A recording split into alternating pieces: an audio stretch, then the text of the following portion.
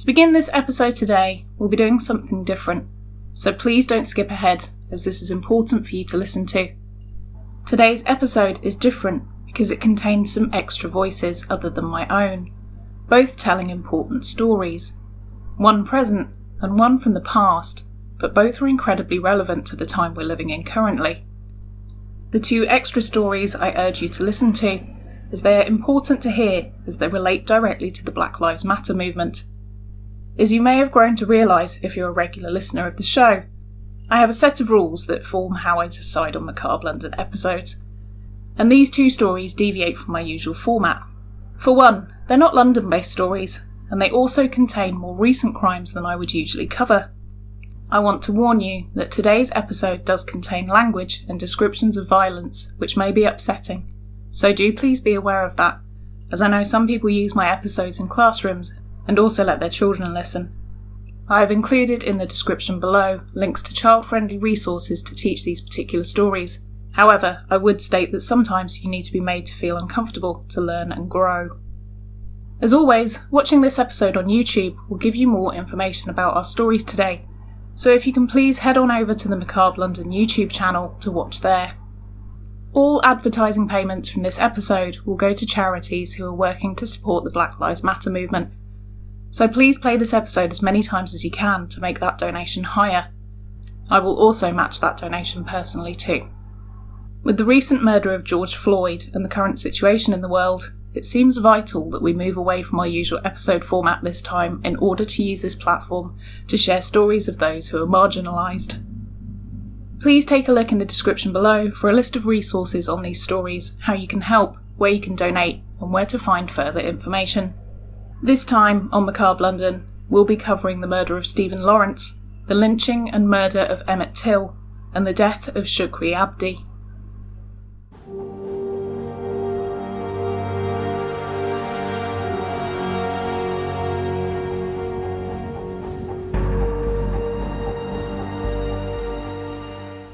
For our first story today, we'll be hearing about Shukri Abdi.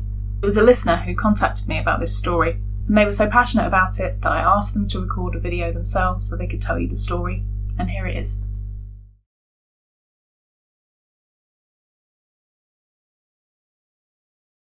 So, hi everybody, thank you for watching. Today I would like to tell you the story of a little girl, which is another story of bullying leading to a disaster. So this little girl was bullied and later died under mysterious circumstances. She went to a school that was already infamous for bullying, and there were even documented cases about a senior teacher who was systematically bullied.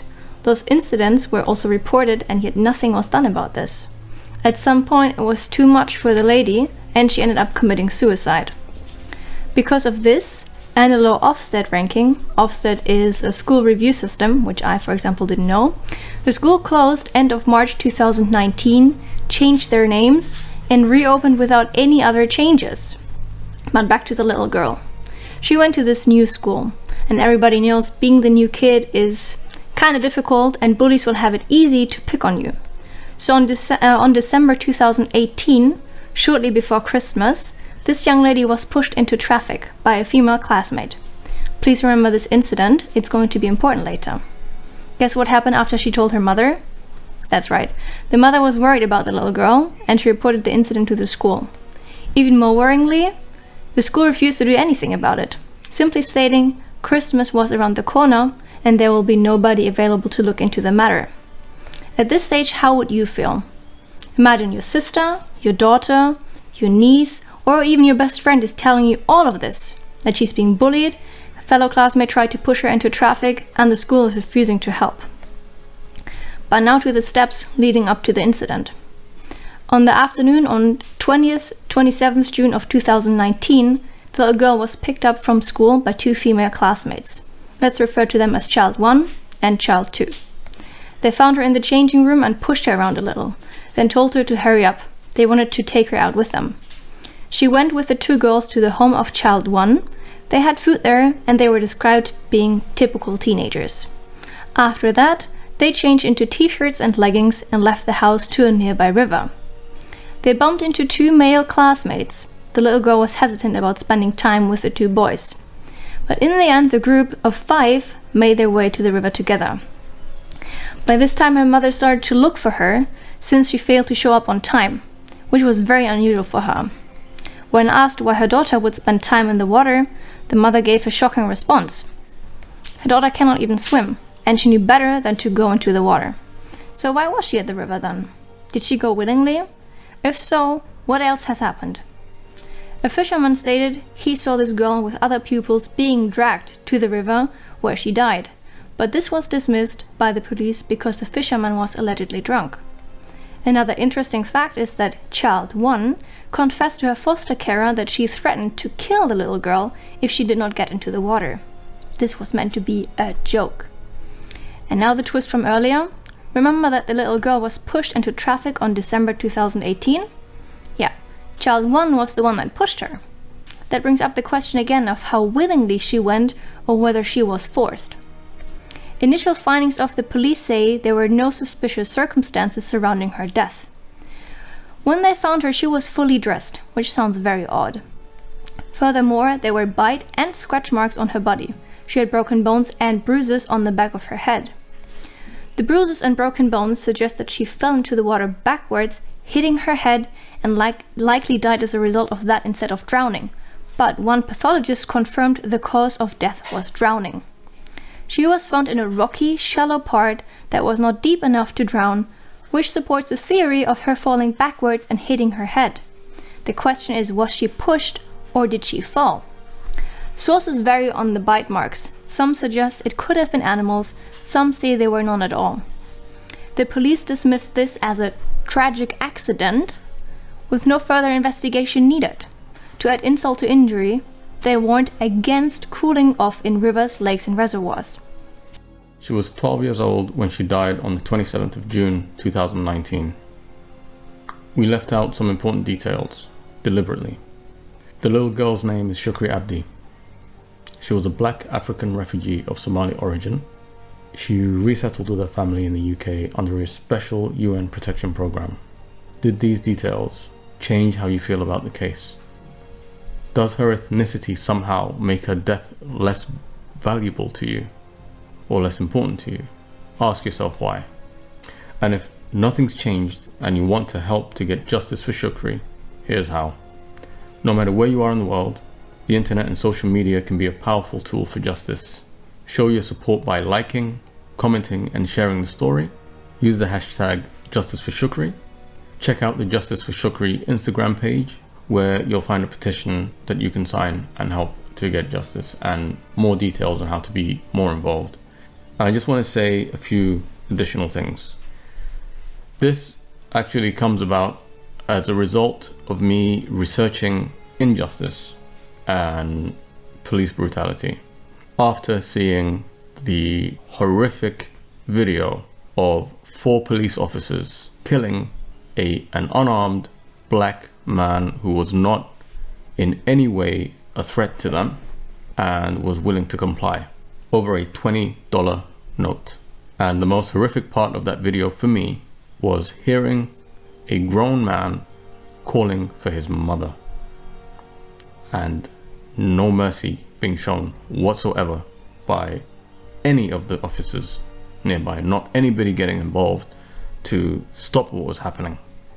And so that got me researching, because I already knew about Eric Garner and some other people, and I was horrified to find all of these instances of not just individual police officers doing things wrong, but the justice system. All of the institutions that are supposed to be for justice were not delivering justice in many cases.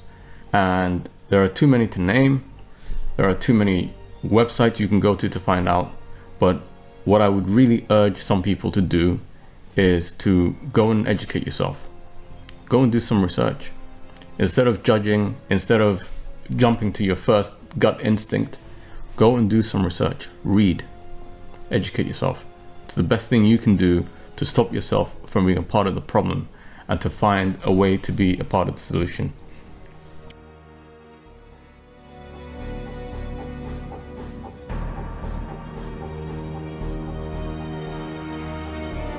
At 10:30 p.m, the 22nd of April 1993, two 18-year-olds sat at a bus stop on Well Hall Road in Eltham in South East London. Stephen Lawrence and Dwayne Brooks, two black men, were waiting to catch the bus after having been at Stephen's uncle's house playing video games after school. When the bus was taking its time to turn up, Stephen jogged along the road to see if he could see it coming. As if it wasn't, they were thinking of instead just walking the rest of the way to their houses. Dwayne was left at the stop with three other strangers.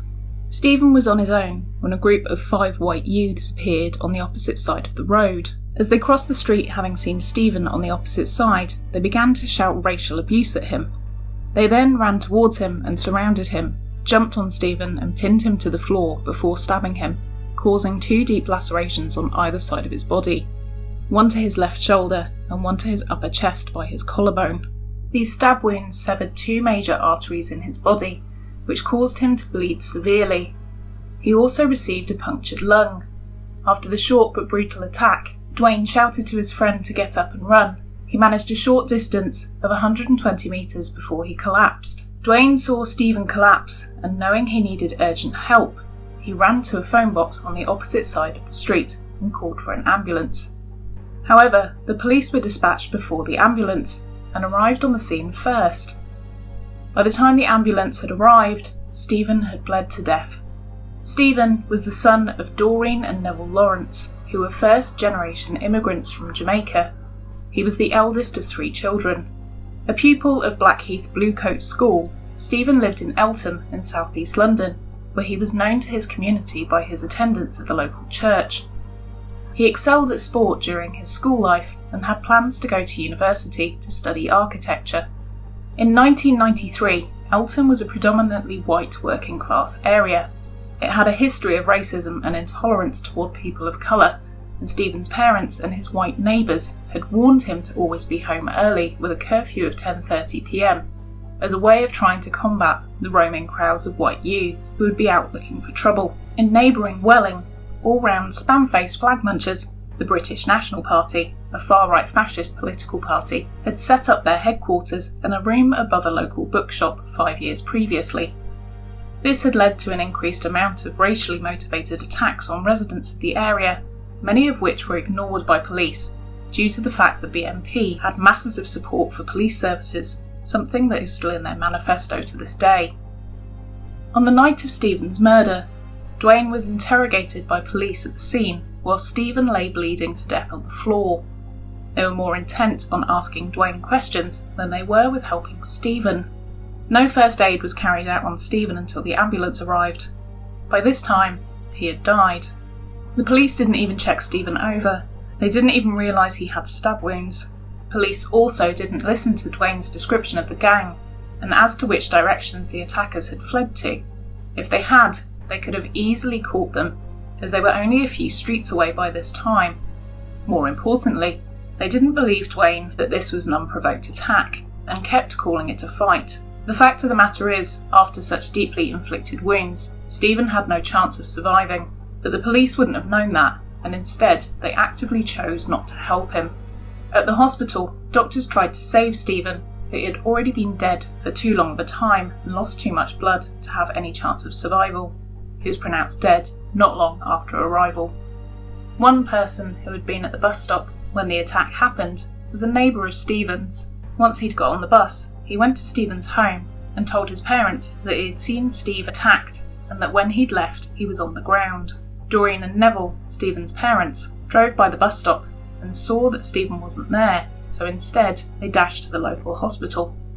They expected that Stephen would have minor injuries, but they didn't expect to receive the news that their son had died.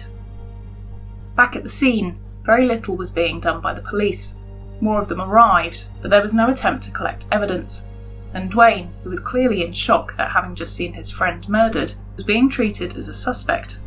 He was questioned about weapons, and if he and Stephen instigated the attack, even after telling officers about the racially abusive language the gang had used towards Stephen. Ignoring what Dwayne had said as to which direction the attackers had gone, officers went the wrong way along the road, looking for the gang of youths, and this allowed them to disappear completely without trace. Eventually, more police arrived and failed to do anything useful. Dwayne was taken to Plumstead police station and questioned. The next day, numerous people from the local community knew who it was that had murdered Stephen. Inside a phone box, a letter was found which named the attackers. There was also a note left on the windscreen of a police car which had the same names upon it, plus a few anonymous phone calls which also stated the same names. This gang was known, and they were known for one thing: their racism. The group consisted of 5 recurring names, and they ranged from 16 to 25 years old at the time of the attack: Gary Dobson, David Norris, Luke Knight, and 2 brothers, Jamie and Neil Lacourt, who had given themselves the nickname of the Elton Crays and modelled themselves on the notorious East End twin gangsters of the 50s and 60s. They were also referred to by the locals as nutters with knives. The gang had a reason that they had acquired that name. There had been quite a few stabbings in the area, which had been attributed to at least one of its members, and David Norris, who was the son of another known criminal, Clifford Norris, had been charged with the stabbing of a white teenager, Stacey Benfield, a few months earlier, but had been acquitted due to insufficient evidence. Luke Knight and Gary Dobson didn't have any criminal convictions themselves and were thought to be new to the group. Perhaps performing a racist attack was a way of initiation into the gang. Despite having all of those names handed to them on a plate, the police said they didn't have any leads or evidence to go off, and this was the story that was relayed to Stephen's parents. The police did, however, begin surveillance on the houses of those names they had been tipped off about, which produced some disturbing photographs. The officers who were looking after the case changed partway through, and this led to confusion over evidence, turning the whole case into a convoluted mess. This meant that further leads in sourcing witnesses was also disrupted by the incompetent response of the police. This meant that there was now less and less of a chance of securing a conviction of the gang. Police claimed that the lack of evidence was due to the local community being silent and that they were trying to protect the gang, but that was very far from the truth. The local community were fed up with the gang, and the people who lived in Elton, who didn't associate themselves with the racist leanings of this group and their friends, wanted them arrested. Even an insider tip-off from a local skinhead was left without investigation. They then tried to get more evidence and held off making any arrests. Surveillance of the Accourt's home showed many of the gang going to and from the house. There were also bin bags taken and placed in cars, which may have contained blood-stained clothing, and the photographs taken proved the affiliation of the members with each other, a vital connection which would have easily solved the case. However, the photographs were ignored, and the surveillance photographer found it very difficult to pass on his photographs to anyone who was involved in the case. Instead, what was damning evidence was ignored. It was as if the police were trying to make it look like they were working on the case, but it seemed they had no interest in making an arrest and a conviction. At this time, the Lawrence family knew that the police were failing them. They went to the press and began to denounce the police, and I quote Doreen Lawrence, "If this had been a white boy, they would not stop until they get the killer." The police didn't begin looking for forensic evidence until the Lawrence family publicly denounced them, and it took a fortnight before the homes of the named gang members were even searched. Many police officers were also publicly saying that the attack wasn't racially motivated and were trying to detract attention away from the words that Dwayne had reported he had heard the gang saying on the night of the attack. The Lawrence family, in a turn of events, managed to get the backing of South African anti-apartheid revolutionary, political leader and philanthropist Nelson Mandela, who was soon to become the President of South Africa. Mandela was in London at the time and they met with him.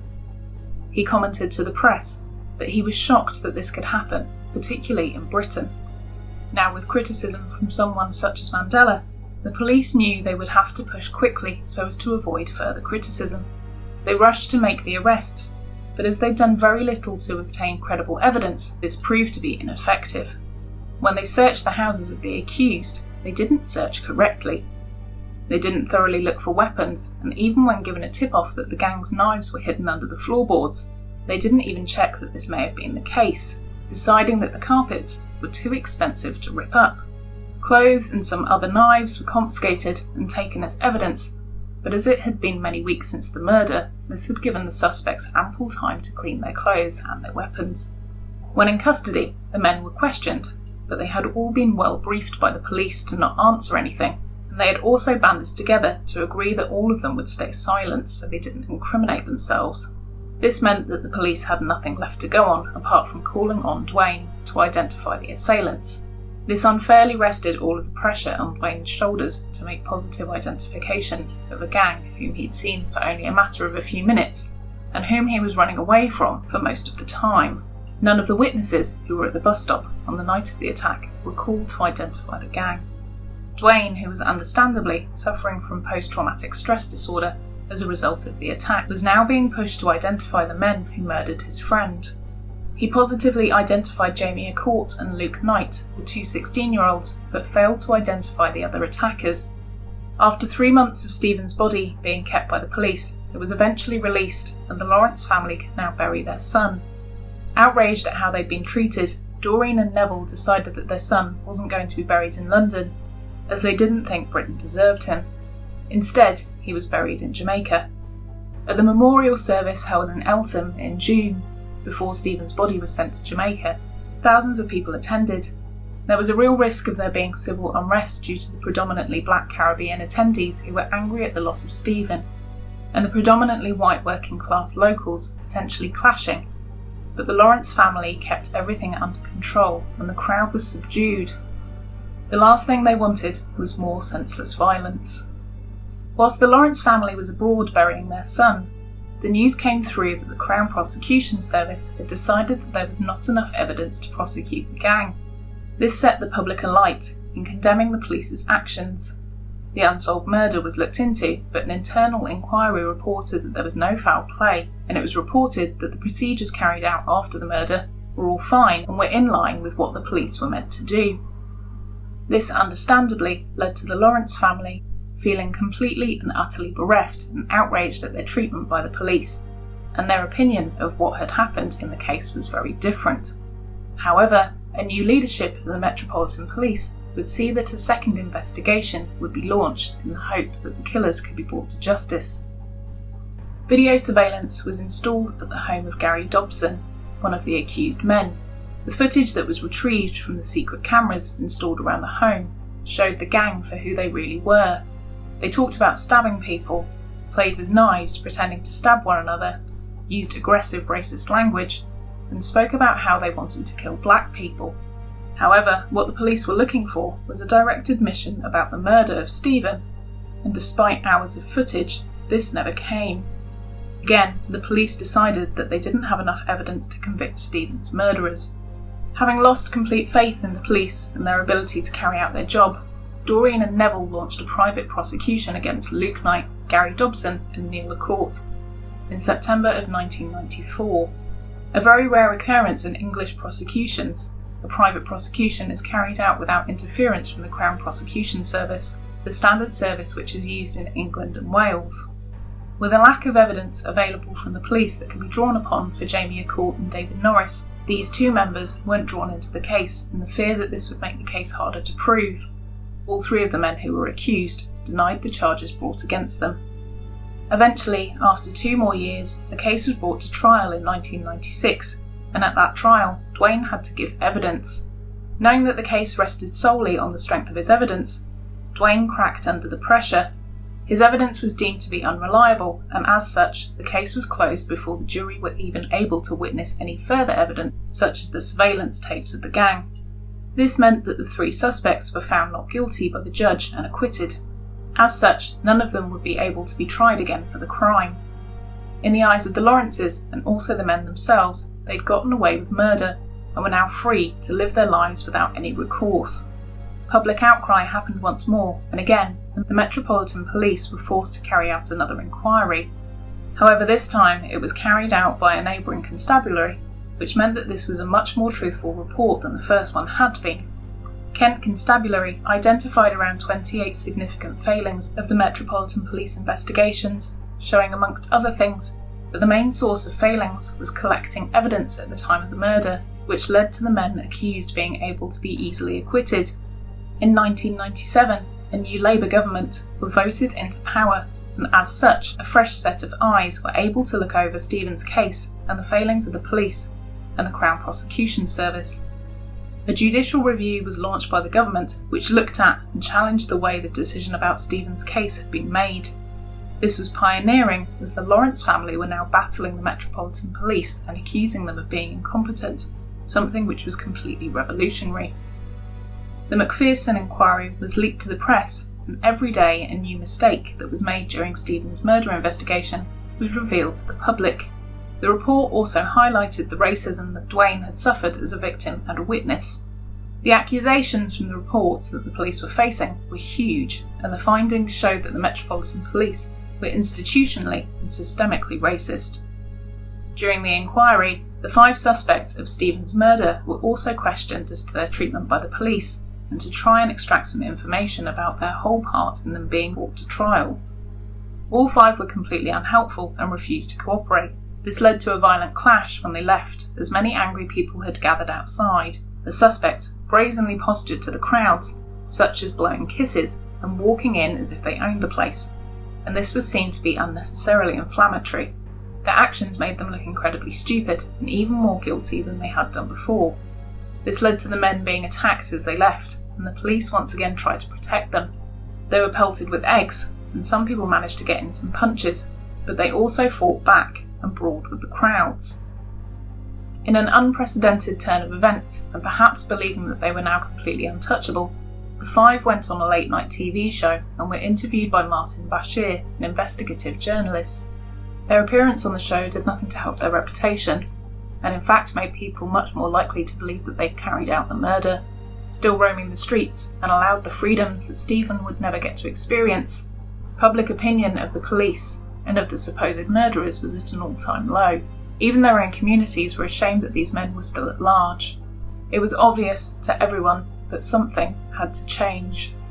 A monumental change happened when a historic law called double jeopardy was scrapped. This meant that if new and compelling evidence was made available, which condemned the original suspects, then they would be retried for the same crime. With new forensic evidence having been unearthed, the case was back on. Since Stephen's murder, there had been advancements in forensic science, which meant that old evidence could be re-examined with new techniques. In 2008, intense microscopic examination of clothing retrieved from the assailants weeks after the murder revealed traces of blood. Gary Dobson's jacket had microscopic traces of Stephen's blood within its fibres. Finally, there was provable evidence which could be used to convict him. But the revelations didn't end there. A t-shirt that was taken from David Norris's bedroom also revealed 3 fibres which matched with the clothing Stephen had been wearing at the time of the attack, and one of his hairs. This proved that despite saying that they didn't even know who Stephen Lawrence was, they'd had physical contact with him, which undoubtedly connected them to the murder. This meant that after 18 years, finally some justice could be sought for Stephen's murder. However, the forensic evidence couldn't find anything to link the other 3 suspects to the scene. At the trial, Dwayne gave evidence yet again, and this matched the forensic evidence that had been found. The surveillance footage that was previously meant to be shown in the first trial was finally seen by the jury. This showed the motive and the intent that the gang had. Further testimonies from Dobson and Norris did nothing to help them and implicated them further with them admitting their racism. This should have been how the trial happened the first time around, and yet it had taken 18 years to get to this point. Stephen could have lived his life over again during that time. Finally, the jury delivered a verdict of guilty and the 2 men were sent to prison in 2012. Both were given life sentences. It took years for Stephen's family to receive the justice they should have received, only a few weeks after their son was murdered. The convictions were not solid, and even to this day, one of the suspects is still roaming free on the street, just miles from where the murder happened. The other 2 murderers have since been convicted of other crimes and are still currently behind bars for shorter sentences than the other members of the gang. There is no doubt that Stephen was murdered for the colour of his skin, in itself a horrendous crime, but the system that was meant to be there to protect him and his family failed them, making everything 10 times worse. It took 18 years to convict their son's killers, and I cannot begin to comprehend how terrible that must have felt. To know exactly who they were, knowing that they were getting to live their lives every day, whilst a boy had his life cut short at their hands. It wasn't just Stephen who lost his life that evening. His parents, extended family, Dwayne and their respective community have to be reminded every day of how the racist killers were not brought to justice for an insufferably long time. They have spent and will continue to spend the rest of their lives campaigning for equality at the hands of racists. But your life has been and became and has been campaigning. And you know, you've been awarded an OBE because of that. You're a baroness. So you have these accolades, which in some ways I'm sure you'd rather not have and still have your son. Exactly, yes. I think for people, they think, oh, that you've done really well. And for me, I don't really look at it like that, because I just think, for me, yes, it's all great having all of those things, but I'd rather have my son, because that's what's important to me. You've got an opportunity in the House of Lords to speak out about so many things. I mean, two things come to mind with me. The revelation in the newspaper today that an undercover officer who infiltrated your campaign group has finally been named. Don't you feel that the police, the way that they use the undercover officers to kind of sneakily almost spy on what your supporters were doing, didn't it remove all trust? Because you had to trust someone. Did you feel you could trust no one? I never trusted the police in the first place. I never had that trust with them anyway. If there was somebody to trust, I would have caught Stephen's killers a long time ago, and we didn't have to wait nearly 20 years for that. Now for our next story, we have MALIA from the Macabre Mondays YouTube channel, and she'll be speaking about Emmett Till.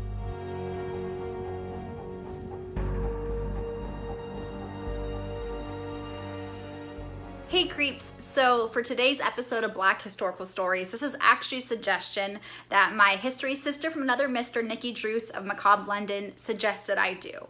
I'm gonna warn you guys right now, this story isn't as cheerful as our past ones, but it is absolutely important, and more people should be talking about this, especially now. So this is the story of Emmett Till. And if you guys have studied your civil rights history, you should know this name. You could essentially say he is the George Floyd of the civil rights movement of the 1960s. But essentially, he's a 14-year-old boy living in Chicago, Illinois. Happy, sweet, he's a kid, he's 14 years old. And yes, Chicago was still a very rough place in 1955.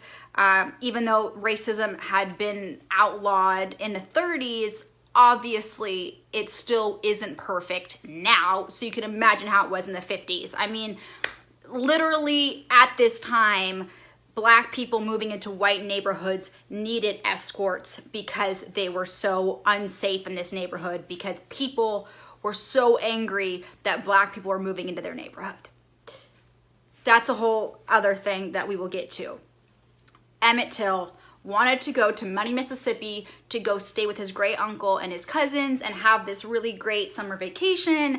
And his mother, Till Bradley, was terrified because this is Jim Crow. This is height of Jim Crow in Mississippi, Money, Mississippi. Basically, it's just illegal being Black at this point. What you can and can't do is just a myriad of stupid bullshit laws. And she knew this, and she's terrified for her son's life, but he wanted to go, so she lets him go under the pretense of, like, even if you think you're in the right, assume you are in the wrong just to be safe. He goes to Mississippi.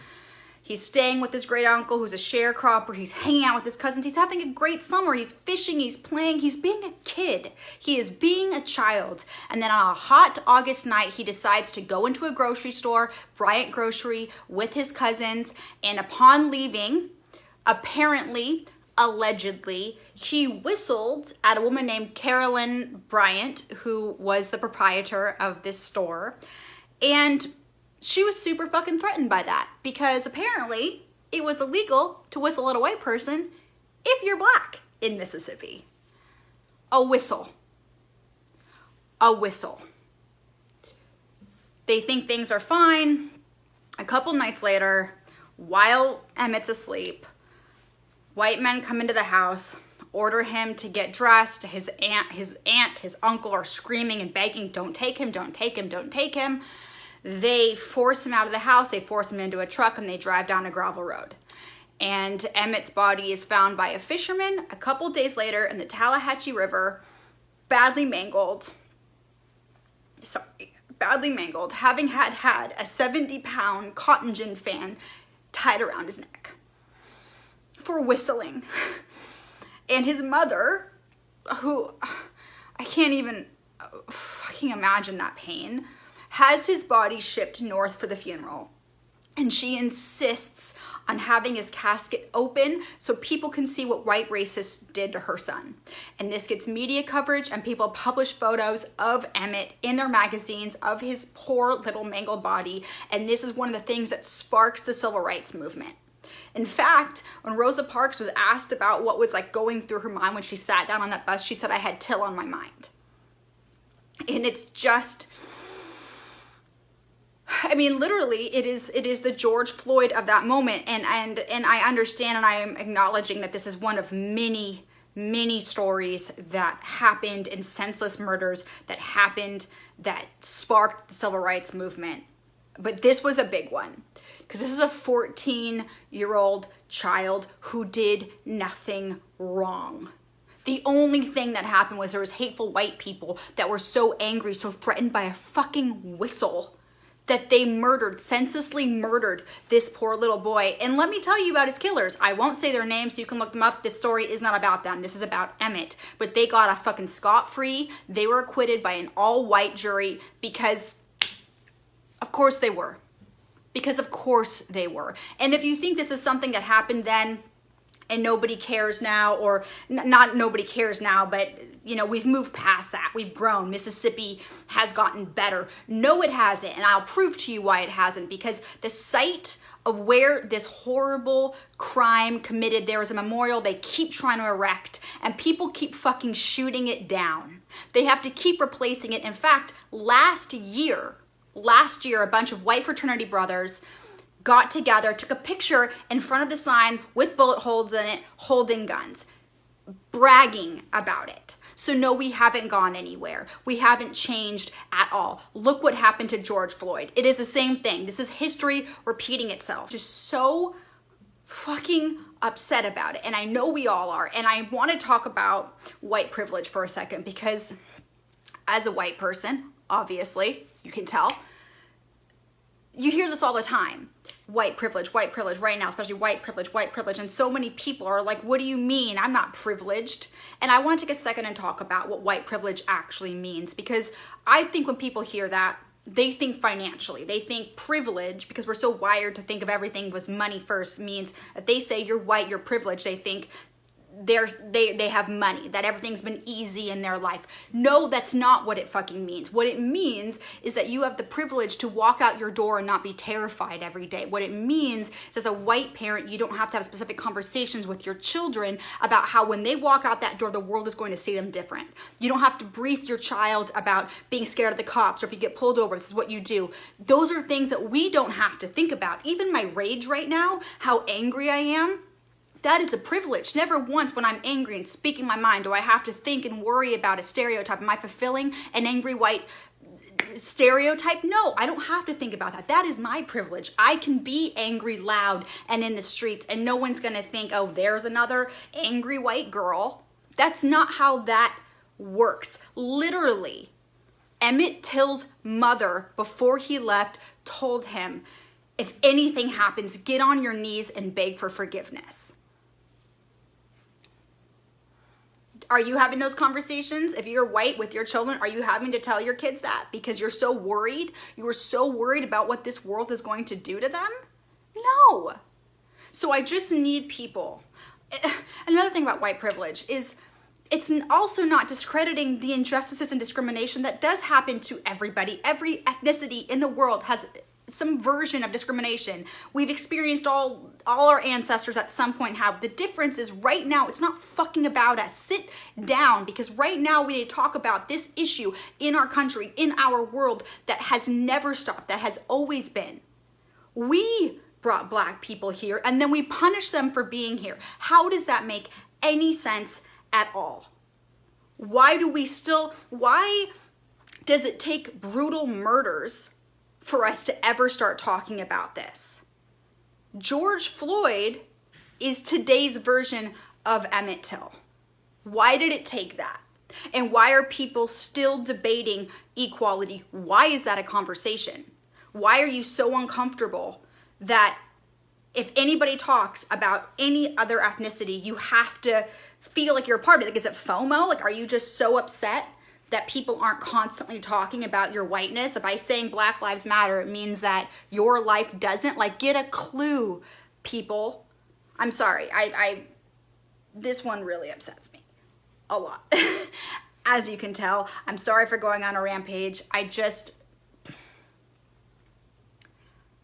If this doesn't make you just devastated and angry on a level that it's hard to interpret into words, I don't know how that's possible.